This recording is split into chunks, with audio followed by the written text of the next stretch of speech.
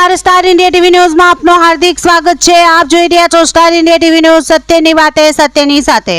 દાહોદ જિલ્લાના ફતેપુરા નગરમાં 100 દિવસની સઘન ટીબી નિર્મૂલન ઝુંબેશ અંતર્ગત ફતેપુરા તાલુકાના સલરા ખાતે દીપક ફાઉન્ડેશનની મોબાઈલ ટીબી એક્સરે વાન દ્વારા ટીબીની તપાસ પ્રાથમિક આરોગ્ય કેન્દ્ર સલરા ખાતે માનનીય મુખ્ય જિલ્લા આરોગ્ય અધિકારી શ્રી અને જિલ્લા ક્ષય અધિકારી શ્રીના માર્ગદર્શન હેઠળ દીપક ફાઉન્ડેશન વડોદરા દ્વારા મોબાઈલ ટીબી એક્સરે વાન પ્રાથમિક આરોગ્ય કેન્દ્ર ખાતે આવી હતી, જેમાં 132 શંકાસ્પદ ટીબીના લક્ષણો ધરાવતા લાભાર્થીઓને ના એક્સરે પાડવામાં આવ્યા હતા તથા તમામની ડાયાબિટીસની તપાસ પણ કરવામાં આવી હતી।